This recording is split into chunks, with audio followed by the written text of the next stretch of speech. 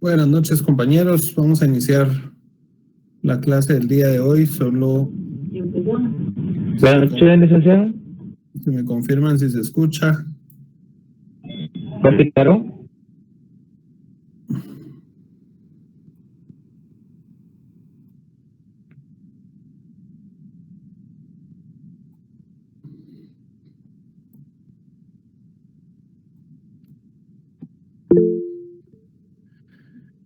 Muy bien. Entonces vamos a empezar ya con el contenido de la unidad 3 del programa y vamos a tratar el tema teoría general de los tratados. Importante que tengan a la mano su Convención de Viena principalmente y alguna otra normativa que vamos a ir utilizando, la cual fue citada desde el primer día de clases. Para información general, ya está actualizada en la plataforma los exámenes parciales, fueron atendidos los correos electrónicos enviados y ya fue actualizada las dos notas de los trabajos, entonces ya están las tres notas sobre 21, 6 y 3 puntos, lo que hace un total de 30. Entonces, si alguien tiene alguna duda ya a lo individual, en la parte final de la clase nos quedamos para resolver alguna duda respecto a la nota. Yo he tratado de responder todos los comentarios y correos que me enviaron de lunes para acá, así que espero que esté lo más claro y solucionado posible. Solo les encargaría ahí los que puedan abrir cámara para saber que por lo menos hay alguien en la clase o que no solo me aparecen las imágenes. Pero bueno, vamos a iniciar con, gracias a los que ya abrieron cámaras. Vamos a iniciar con la teoría general de los tratados. Antes de eso, un poquito de contexto de la realidad. En los pasados días vimos precisamente un poquito de lo que representa el derecho internacional público en el contexto mundial. ¿Quién me puede dar un ejemplo de qué ha estado pasando en el mundo relacionado al derecho internacional público? Eric Rodrigo Paredes. Creo que como todos ya sabemos, nos estamos refiriendo a la guerra que existe entre Rusia y Ucrania y cómo eso nos viene a repercutir a nosotros. Muy bien, entonces vamos a abrir un poquito a la discusión dentro del marco del derecho y de lo que hemos estado viendo. Y lo abro a foro, ¿verdad? Si alguien quiere comentar algo relacionado al tema de Rusia y Ucrania desde el punto de vista del derecho internacional público, ¿verdad? Si escucharon algo relacionados a órganos internacionales, a normativa internacional que aplique al contexto de la guerra entre estos dos países, ¿verdad?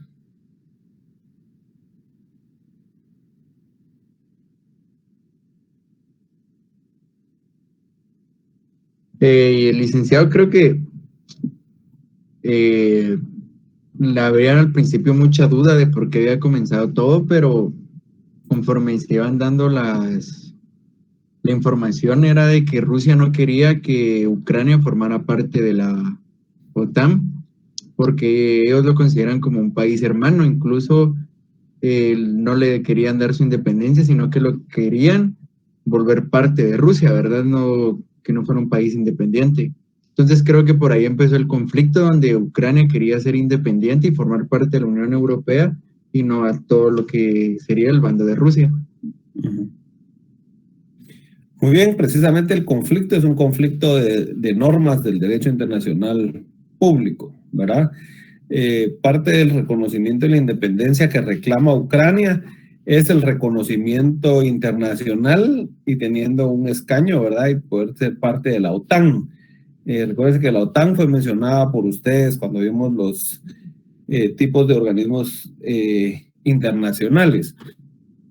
Y obviamente Rusia lo que buscaba era que no existiera ese reconocimiento internacional, es decir, que no lograran su independencia plena. Y eso provocó que Rusia pues tomara las armas y empezara la invasión a Ucrania. De inmediato vimos las reacciones de los países, ¿verdad?, del mundo, incluso una declaración de la Organización de Naciones Unidas. Otra figura del derecho que se vio es el tema de las restricciones comerciales, restricciones políticas, diplomáticas, ¿verdad?, entre los países, como retiro, por ejemplo, de embajadores de manera bilateral entre Rusia y algunos otros países, parte del bloqueo económico. De ahí se vio la propuesta de bloqueo económico. De ahí se vio la reacción de Rusia, ¿verdad?, respecto a que si alguien pues se atrevía a mostrar ese tipo de apoyo a los ucranianos, obviamente el gobierno ruso pues iba a tomarlos como enemigos, ¿verdad? Entonces empezamos a ver también un poco de lenguaje de guerra, que no es un lenguaje común en el derecho político interno, ¿verdad? O sea, pónganle, ustedes ven la Constitución, ahí vamos a poner un ejercicio. ¿Quién nos busca en dónde se menciona la guerra en nuestra Constitución Política de la República? A ver, ¿quién nos apoya en dónde se menciona la guerra en la Constitución Política de la República nuestra?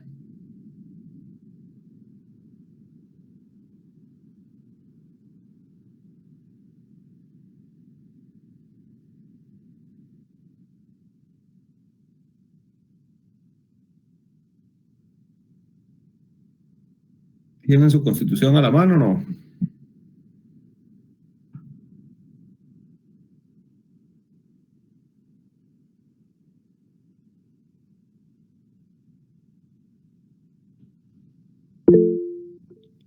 A ver, Derek Cabrera.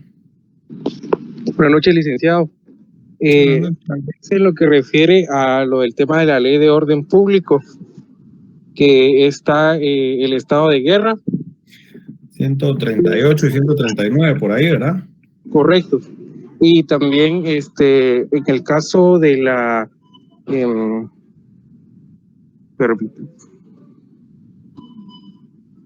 el caso de la expropiación también,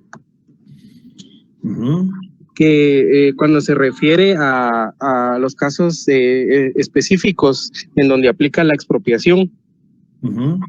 Léanos el artículo. Ok. Artículo 40. Expropiación. En casos concretos, la propiedad privada podrá ser expropiada por razones de utilidad colectiva, beneficio social o interés público, debidamente comprobadas. La expropiación deberá sujetarse a los procedimientos señalados por la ley y el bien afectado se justipreciará por expertos tomando como base su valor actual. La indemnización deberá ser previa y en moneda efectiva de curso legal, a menos que con el interesado se convenga en ya forma de compensación. Solo en caso de guerra, calamidad pública o grave perturbación de la paz puede ocuparse o intervenirse la propiedad o expropiarse sin previa indemnización, pero esta deberá hacerse inmediatamente después de que haya cesado la emergencia. La ley establecerá las normas a seguirse como propiedad enemiga, con la propiedad enemiga. Muy bien. De pago, ok. Gracias, Derek. David Pérez. Buenas noches, licenciado. Yo había encontrado en el artículo 170, inciso F, que es lo concerniente a la convocatoria de elecciones por el Congreso, que es obligación del Congreso, a su defecto a la Comisión Permanente, convocar sin demora las elecciones generales cuando... No, perdón, estoy leyendo el otro. Atribuciones específicas del Congreso, donde dice declarar la guerra y aprobar o improbar los tratados de paz. Sí, es el 171, ¿verdad? Ajá. Ok, muy bien. Gracias, David. En efecto, o sea, incluso el mismo marco jurídico interno nuestro, constitucional, regula el tema de la guerra, ¿verdad? Lo que pasa es que es muy poco probable que se active, pero estamos viendo ahorita una situación internacional real, palpable, donde se está activando precisamente toda esta normativa de guerra, ¿verdad? Entonces, pues ese es el ejemplo. Yo les aconsejo que le demos o tratemos de darle un poco de seguimiento desde el punto de vista doctrinario, ¿verdad? De lo que compete a nuestra materia de estudio. Entonces, sí, Eric Rodrigo. Licenciado, una consulta con todo esto, el tema de guerra que estamos hablando ahorita. y sabemos que en realidad las guerras sí tienen un reglamento, ¿verdad? Y usted nos mencionaba anteriormente de que aquí en Guatemala ¿cómo sería? Algunos lugares están protegidos para la guerra, ¿verdad? En el caso de Ucrania le solicitó a Rusia que en la guerra no destruyeran una iglesia. Entonces, ¿qué sucedería ahí si ellos atacaran la iglesia o en este caso como nosotros nos atacaron el Palacio Nacional, que es un bien protegido para las guerras, el Parque de Antigua Guatemala también es?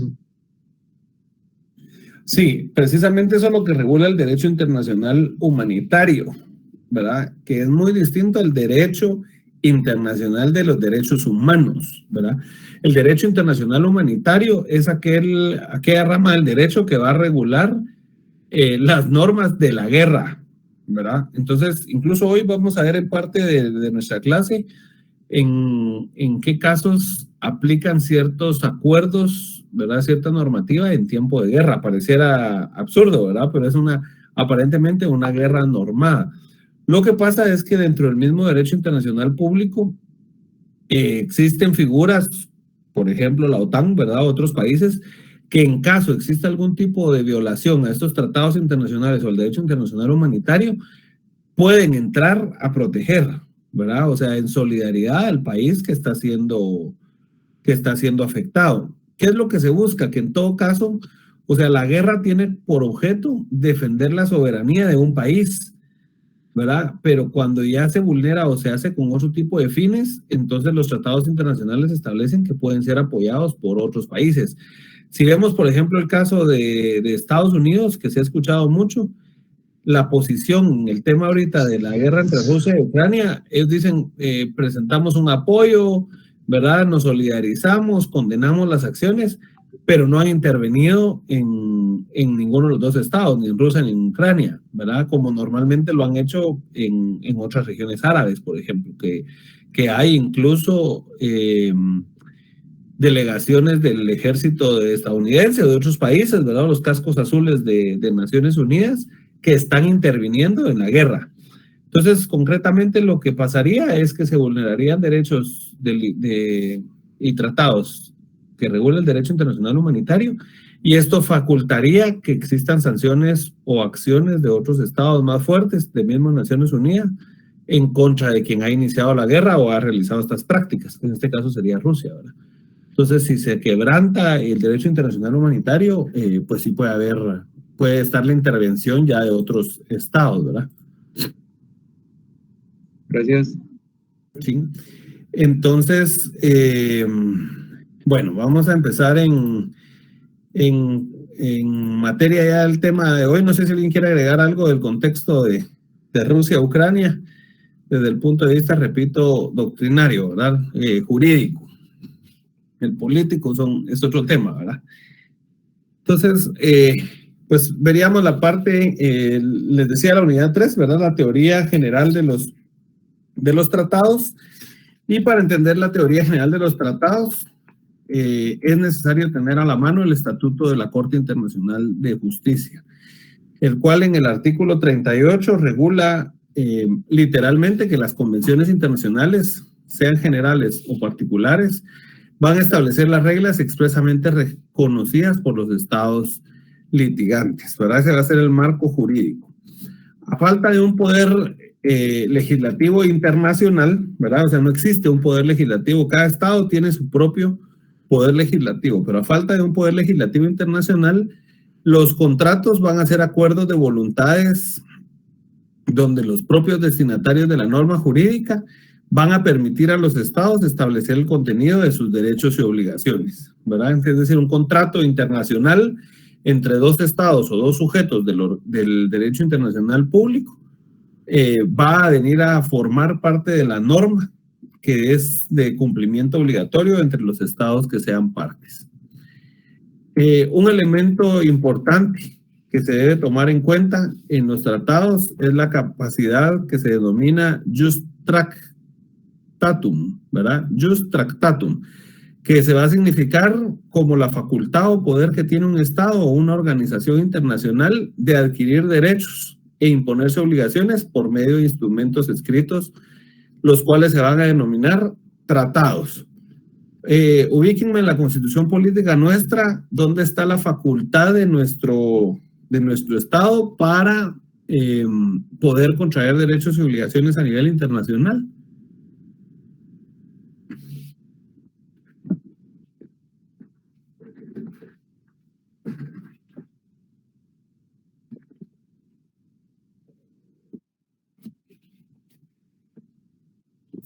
Hay un voluntario que nos cite.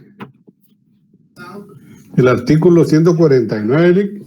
A ver, leámoslo, Orlando, por favor.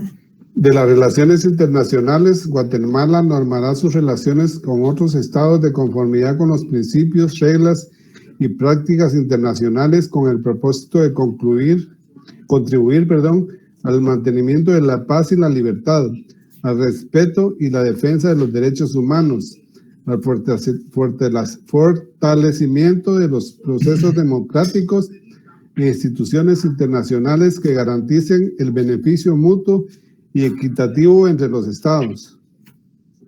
Muy bien. ¿Alguien más tiene alguna otra base legal?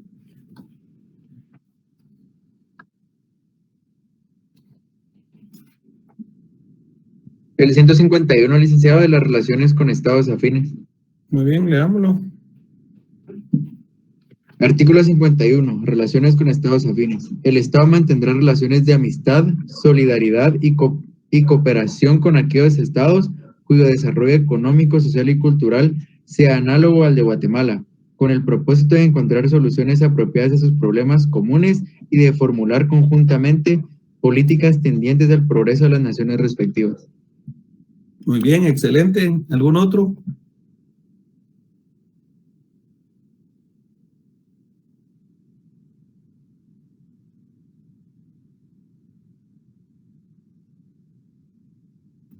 El 150 también. El artículo 146.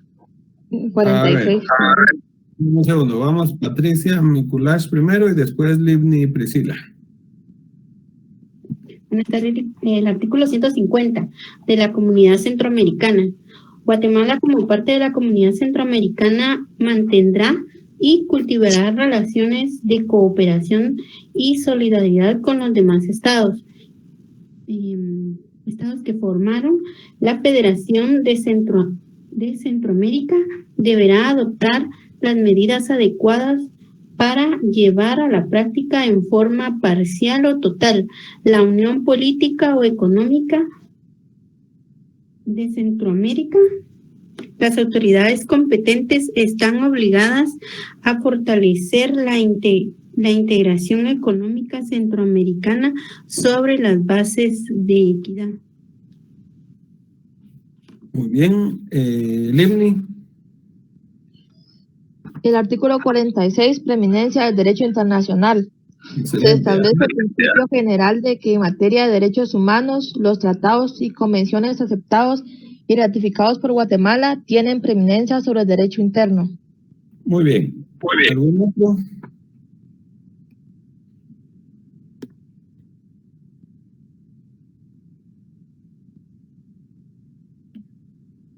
¿Alguien más?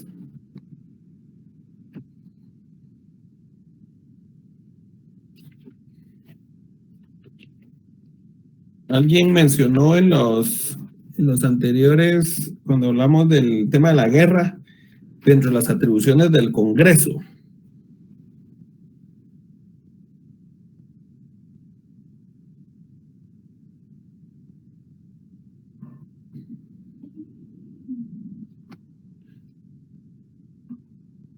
¿Alguien ubicó ya ese fundamento?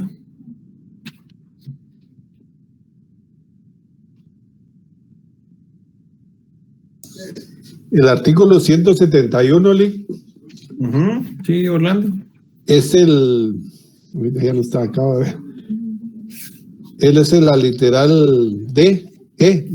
Muy bien. Decreta honores públicos por grandes servicios prestados a la nación.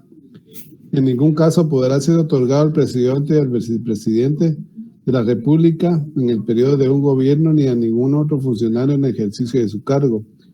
La F es declarar la guerra y aprobar o aprobar los tratados de paz.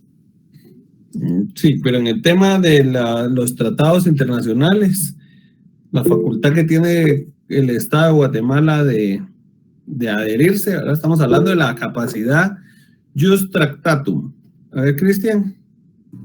El inciso L del mismo artículo 171, licenciado.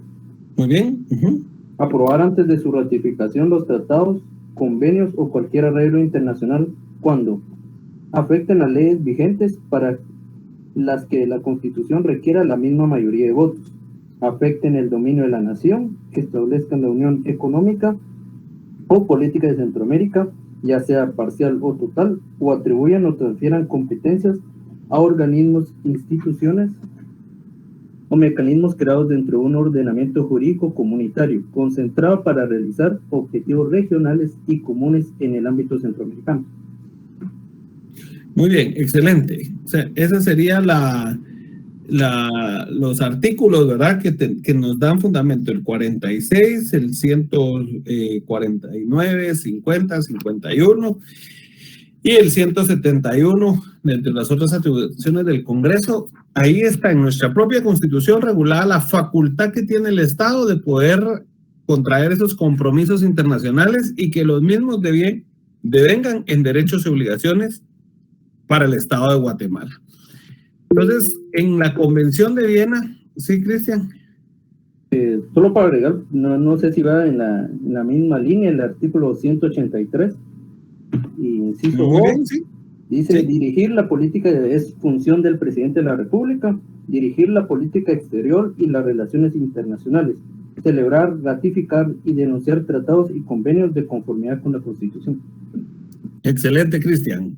Buen aporte, ¿verdad? Esa sería la base legal y con eso podemos ver que nuestro Estado no solo reconoce la facultad de otros estados de comprometerse y de firmar tratados internacionales, sino que también está reconociendo la facultad de Guatemala como Estado, ¿verdad? Entonces eso es lo que le da la soberanía, su independencia y la facultad de participar en órganos internacionales, tener la facultad dentro de la norma constitucional de poder comprometerse a nivel internacional.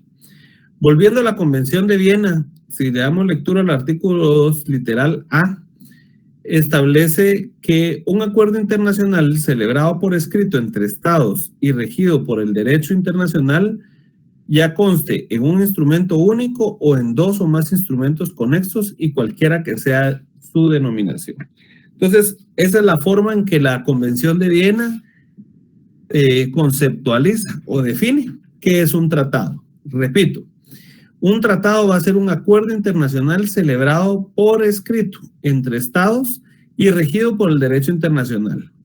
Ya conste en un instrumento único o en dos o más instrumentos conexos y cualquiera que sea su denominación particular. Vamos a entender entonces que la norma, la cual nos aplica a todos los estados, ¿verdad? Porque la Convención de Viena es la base legal donde nos comprometimos a poder firmar tratados, ¿verdad?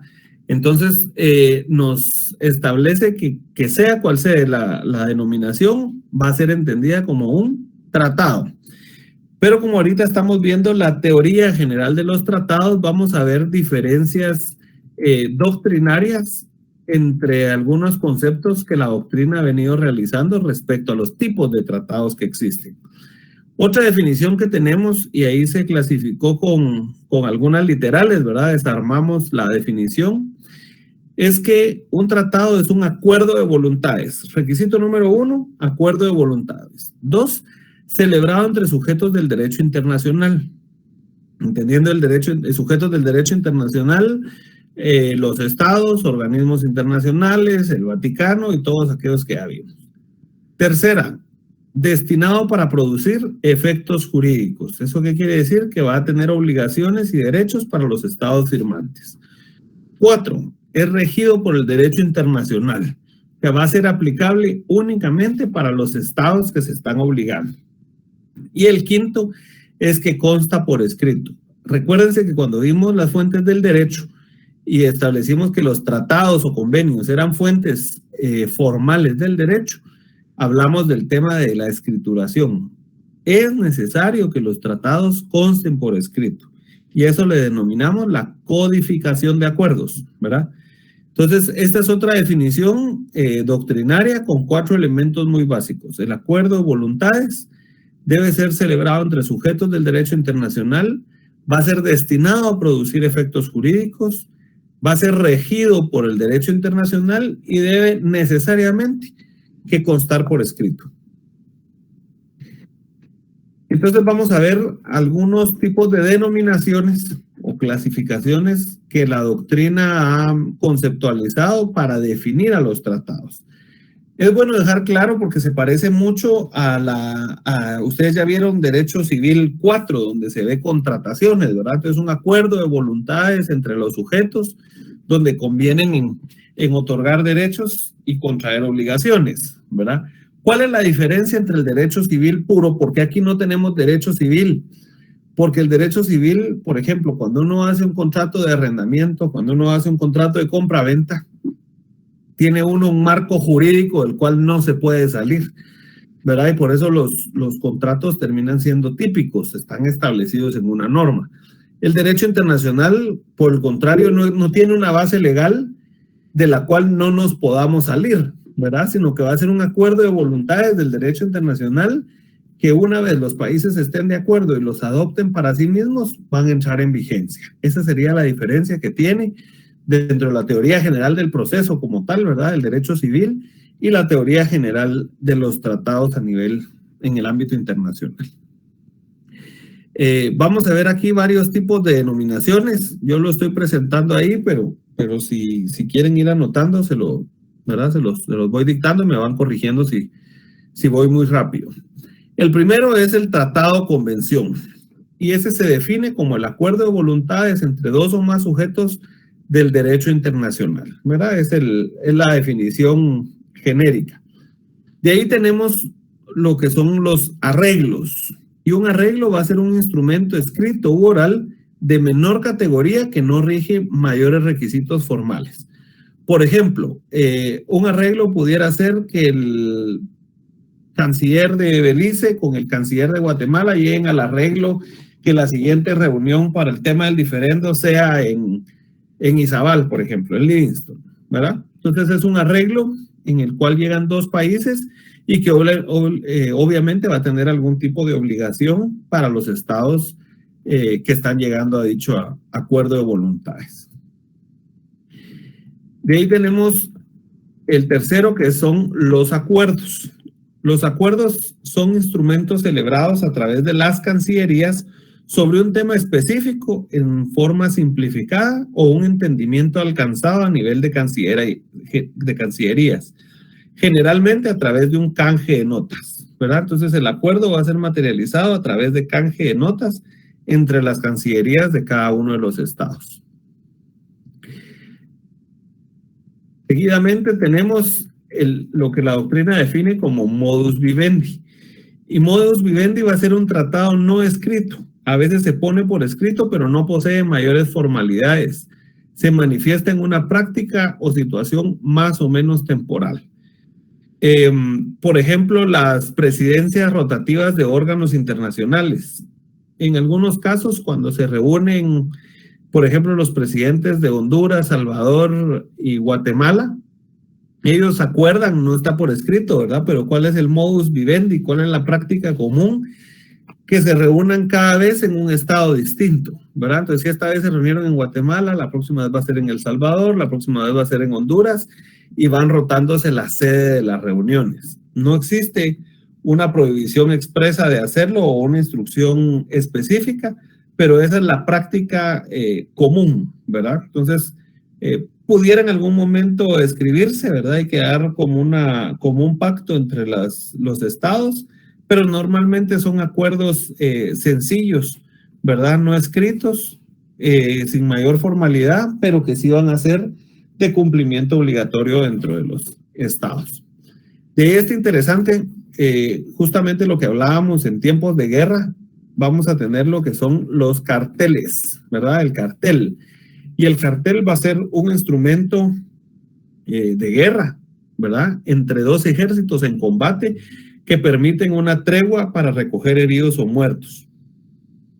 También los carteles pueden ser conceptualizados para permitir la negociación en vistas de poner fin al conflicto, ¿verdad? Puede ser que hayan muertos en determinada área y el derecho internacional humanitario establece que todas las personas, aún los muertos en guerra, tienen derecho a tener una sepultura, a que sus familiares puedan reconocer, ¿verdad?, los cuerpos y tener las honras fúnebres, ¿verdad? Entonces, el cartel va a ser un instrumento donde se da esa tregua entre dos países o dos o más países que estén combatiendo y den un pequeño momento para que cada quien pueda ir a recoger sus heridos o muertos, y obviamente concluida el cartel, concluida la tregua, pues continúa la guerra. Eso pareciera un poco difícil de entender, ¿verdad? Porque en teoría en la guerra no hay reglas, pero vamos a ver que incluso, o sea, por eso les decía, busquemos el fundamento legal de la guerra. Pareciera que la guerra está amparada en la Constitución, ¿verdad? Entonces, obviamente, la guerra pasa a ser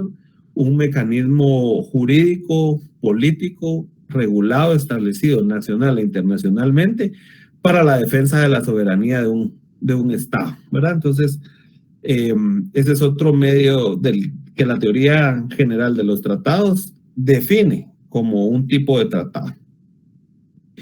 Seguidamente tenemos el pacto, ¿verdad? Que los pactos, tal vez después de decir la definición, les voy a pedir que den algún ejemplo de qué pactos conocemos. Ya algunos de ustedes hicieron exposiciones sobre ellos. Y el pacto, la doctrina lo define como un instrumento jurídico que indica una alianza, la cual persigue diversos objetivos que los estados realizan, ¿verdad? Entonces, en foros internacionales se ponen de acuerdo los estados y generan una alianza sobre determinado tema. Y los estados que llegan a ese acuerdo aprueban ese pacto y lo hacen, lo ratifican para tenerlo como normativa interna. Díganme ustedes algunos ejemplos de pactos de los cuales Guatemala sea parte y los mismos sean normativa aplicable a nuestra realidad nacional. ¿Sí, Jacqueline? El Pacto San José, licenciado. Muy bien, Pacto de San José. ¿Cuál es el nombre completo del Pacto de San José?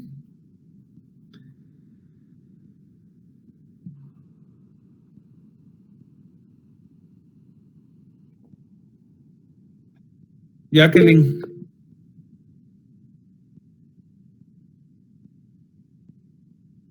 Jacqueline, no sé si nos escucha. Sí, Lick, solo que me estoy recordando. Ahorita se me olvidó. Derek. Es la Convención Americana sobre Derechos Humanos. Muy bien, Convención Americana sobre Derechos Humanos. ¿Alguien más había levantado la mano? ¿Qué otros pactos conocemos? El Pacto de los Derechos Civiles, Económicos, Políticos y Culturales. Sí, está bien la idea. Solo díganos bien el nombre para que no nos confundamos.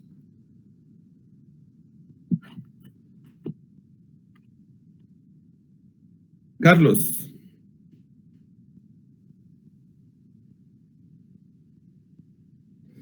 A ver, alguien más que nos aporte ahí con el nombre completo. Está bien la idea. Pacto Internacional de Derechos Civiles y Políticos. Muy bien, ese es otro, ¿verdad? Pero Carlos, está bien, Norma, muy bien.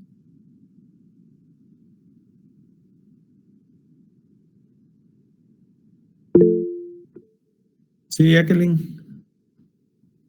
El Pacto Internacional de Derechos Económicos, Civiles y Culturales. Sociales y culturales, perdón. Sí, sociales y culturales, muy bien. ¿Algún otro ejemplo de pacto? Una consulta, aquí sí entra la Convención sobre la eliminación de todas las formas de discriminación contra la mujer. Pero sería, sí, es finalmente un pacto de una convención, ¿verdad? Titulada como convención. Es interesante porque era justo lo que les explicaba al inicio. Si vamos a la Convención de Viena, todas tienen la misma categoría y todas son normas para nosotros conceptualizadas desde el 46 de la Constitución. Si es tema de derechos humanos, tiene preeminencia sobre el derecho interno, ¿verdad? Pero por lo demás, para nosotros, todas las que Guatemala ratifique son decretos, es decir, es una ley que aplica de igual manera, sea denominada pacto, convención, protocolo, ¿verdad? La forma en la que entra el Estado de Guatemala es con la forma de un decreto, indistintamente su denominación.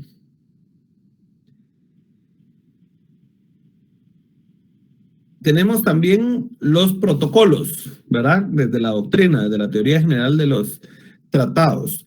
Y el protocolo es un instrumento jurídico que no tiene existencia propia, sino que lo que hace es enmendar ciertos aspectos de un tratado principal y puede referirse a la ampliación de un tratado o a la reversión de ciertos aspectos de un tratado.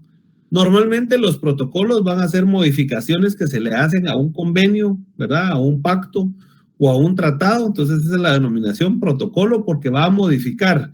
¿En qué sentido? Puede ir agregando algún tipo de tipos, restricciones, prohibiciones o derechos que van a ir incorporándose a un pacto existente, o a la inversa, ¿verdad? Algún tipo de definición o denominación que se colocó en un tratado y es necesario retirarlo de la misma. Entonces es un protocolo, el documento a través del cual se va a modificar, ya sea ampliando, revirtiendo o restringiendo un convenio o tratado internacional. ¿Qué ejemplos de protocolos conocemos?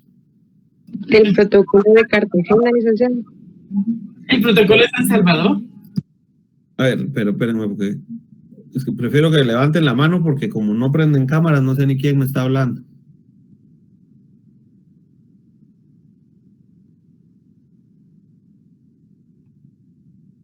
¿Quiénes hablaron? A ver, Norma. El protocolo de San Salvador, Lick. Protocolo de San Salvador. ¿Y qué contiene el protocolo de San Salvador? ¿Lo tiene a la mano? No. No, ahorita no, Lick, pero de lo que me recuerda el protocolo hablaba sobre muchas normas laborales. Ok, tal vez si lo podemos ubicar, protocolo de San Salvador, para que veamos más o menos, por lo menos el primer artículo y algunos considerandos, ¿verdad? Para ubicarnos qué contiene el protocolo de San Salvador. ¿Alguien más había opinado? Buenas noches, Lick. Yo le había dicho sobre el protocolo de Cartagena, que se habla sobre la seguridad de la biotecnología del convenio sobre la diversidad biológica. Ok. ¿Y este protocolo, qué convenio o tratado desarrolla? ¿El cual modifica o restringe?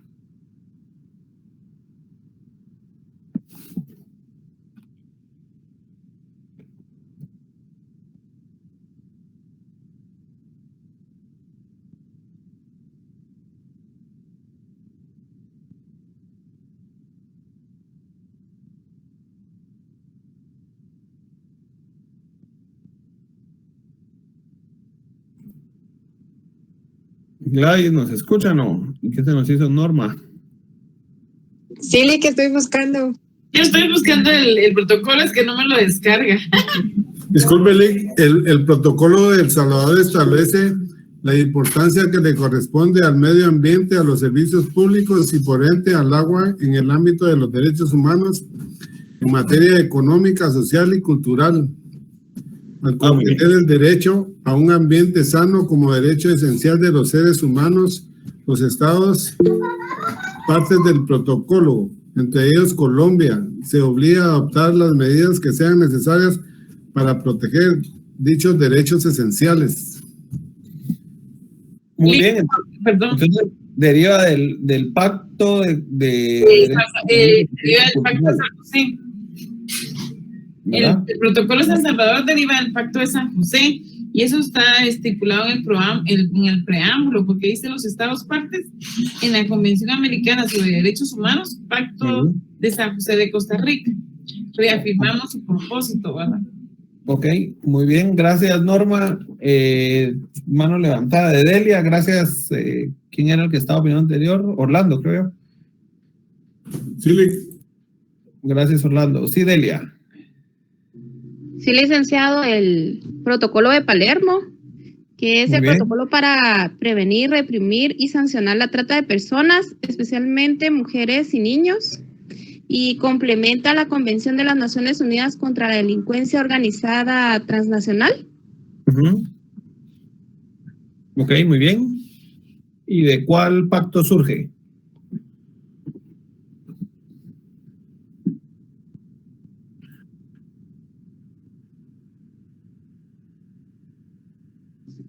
Eso no sé, pero ahorita estoy buscando. Veamos la parte considerativa, el preámbulo, ¿verdad? porque eso es lo que la doctrina ha conceptualizado. Repito, cuando tanto el pacto como el protocolo, en el caso de Guatemala, ya lo vamos a ver en la siguiente clase, cuál es el trámite que se lleva para un tratado internacional, pero cuando ya entra a la normativa interna nuestra, recuérdense que nuestra pirámide normativa es la Constitución, normativas ordinarias, reglamentarias, individualizadas, ¿verdad? Entonces, la Constitución, las normas constitucionales, las famosas 5, ¿verdad? Normas constitucionales. De ahí, dentro de las ordinarias, tenemos los decretos o decretos ley, ¿verdad? Entonces, como no hay un gobierno de facto para que sean decretos ley, serían decretos ordinarios, ¿verdad? Esa es la forma jurídica con la que entran a la normativa interna nuestra. Entonces, tienen un número de decreto y es a través de este número de decreto el que lo hace obligatorio para todos los guatemaltecos. ¿Lo encontró? ¿Quién era que lo estaba buscando? Yo, licenciado. Delia, cierto. Los estoy leyendo y no lo encuentro, solo dice que complementa la convención. Ok, la Convención Americana de Derechos Humanos. Sería el Pacto de San José, ¿verdad? Sí. Entonces, yo solo lo que quiero dejar claro es que esta clasificación que estamos viendo es una clasificación de la teoría general de los tratados, ¿verdad? Es una clasificación doctrinaria. Todos tienen el mismo rango. Seguidamente tenemos la declaración, ¿verdad? Y la declaración se define como un instrumento público escrito que se da a conocer a la opinión de la comunidad internacional, en el cual se establecen los lineamientos generales de conducta que van a tener los signatarios y que estos seguirán ante una situación política internacional determinada, ¿verdad?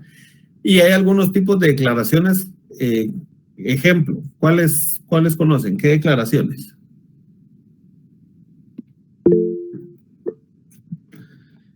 Vamos a ver, está levantando la mano Norma. La declaración universal, licenciado. ¿Perdón? La Universal de Derechos Humanos. Es que, espérenme, que tenemos micrófono abierto de Linda Michelle. Deme chance, Linda. Sí, Norma. No, se entrecorta. Es que habló la compañera en la Declaración Universal de los Derechos Humanos, pero fue la compañera que se me antepuso. No sé cuál era el nombre de la compañera. Linda Michelle, me aparece aquí.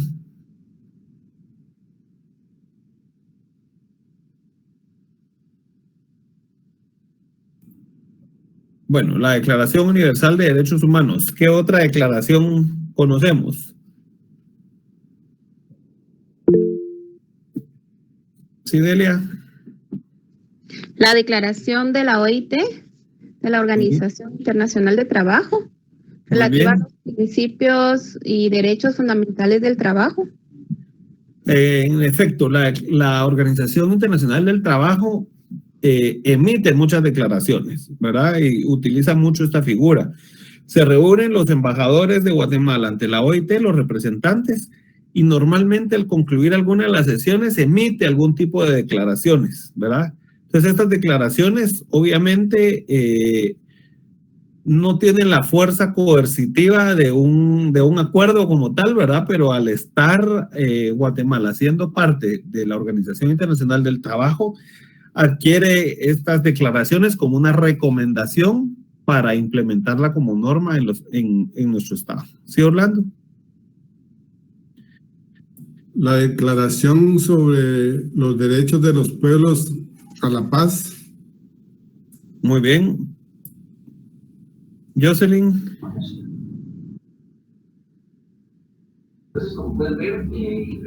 La Declaración de los Derechos del Niño, Lic. Sí, se lo deme chance, Carlos. Ahorita vamos. Levante la mano ahí para que va Jocelyn, después Norma, después David y después Carlos Estuardo. Lic, la Declaración de los Derechos del Hombre y del Ciudadano. Excelente. Declaración de Derechos del Hombre y del Ciudadano. Norma. Lic, yo encontré la Declaración de los Derechos del Retrasado Mental. Muy bien. David. La Declaración de los Derechos de los Pueblos Indígenas, licenciado. Muy bien. Declaración de Derechos de los Pueblos Indígenas. Carlos Estuardo. Ahora sí. La Declaración de los Derechos del Niño, Lic. Muy bien, Declaración de los Derechos del Niño, ¿verdad? Algunas de ellas han pasado a formar parte de nuestra normativa con forma ya de decreto, ¿verdad? Entonces son declaraciones, estos órganos o estas asambleas generales emiten declaraciones que son recomendaciones por escrito que se dan a nivel internacional y en los cuales pues muchos, ya sea diputados o el mismo Ministerio de Relaciones Exteriores, un órgano con iniciativa de ley, impulsan a nivel de normativa interna para el cumplimiento de estas declaraciones, ¿verdad? Seguimos, de ahí están los concordatos. Y el concordato va a ser un tratado firmado entre un Estado y el Vaticano. Recordemos que el Vaticano tiene una composición muy especial, ¿verdad? Es y no es cuando vamos a discutir la figura de Estado. Entonces, de igual manera, los documentos que se generan entre el Vaticano y algún Estado vinculado al derecho internacional público van a ser denominados como concordatos. Y por último, tenemos las cartas, ¿verdad? Carta va a ser un instrumento multinacional por medio del cual se crea un organismo internacional. Ejemplos de cartas. ¿Qué ejemplos de cartas tenemos?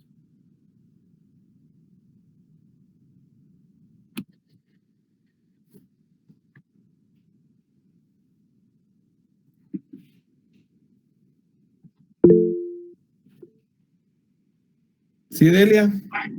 Eso tendría que ser la Carta de las Naciones Unidas. Muy bien, muy bien. ¿Y qué órgano internacional crea?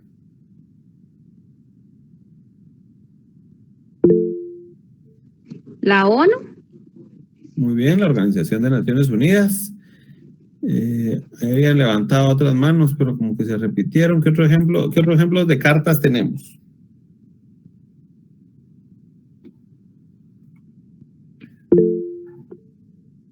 Carlos Estuardo. Lic, aquí encontré que dice que existe una Carta Internacional de los Derechos Humanos que está anexada o crea la Declaración Universal de los Derechos Humanos, el Pacto Internacional de los Derechos Económicos, Sociales y Culturales, el Protocolo Facultativo del Pacto Internacional de los Derechos Económicos, Sociales y Culturales, el Pacto Internacional de los Derechos Civiles y Políticos. Muy bien, pero específicamente sería como la Carta de las Naciones Unidas que crea, ¿verdad? O sea, se están refiriendo a lo mismo, pero el documento es la Carta de las Naciones Unidas. ¿Qué otras cartas conocemos y qué organismo crean?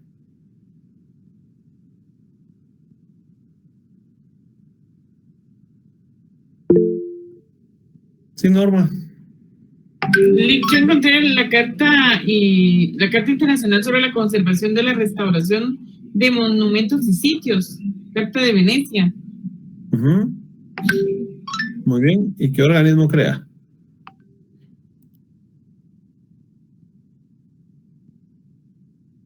Ahorita veo, Lic.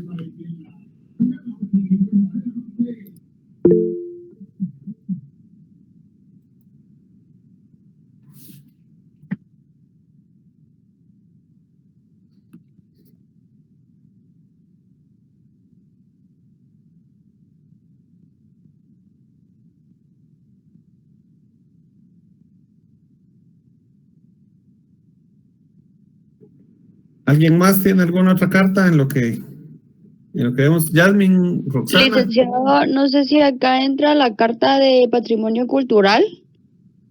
Es la que mencionaba su compañera. UNESCO. No sé. Muy bien, la Carta de Patrimonio Cultural que crea la UNESCO, ¿verdad? Ajá. ¿Qué es la UNESCO? Para que les quede a sus compañeros.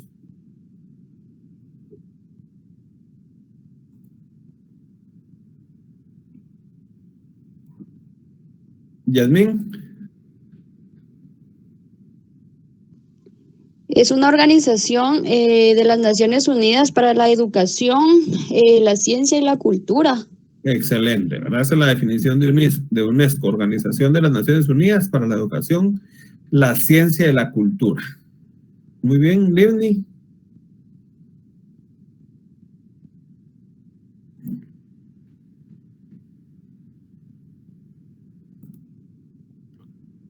Livni, ya no. Estamos pendientes de alguien. Perdón, ya apago mi micrófono. Carta de entendimiento entre el Programa Mundial de Alimentos de las Naciones Unidas y el Gobierno de Guatemala, que crea el Programa Mundial de Alimentos. Excelente, ¿verdad? La creación del Programa Mundial de Alimentos. Muy bien. David Pérez.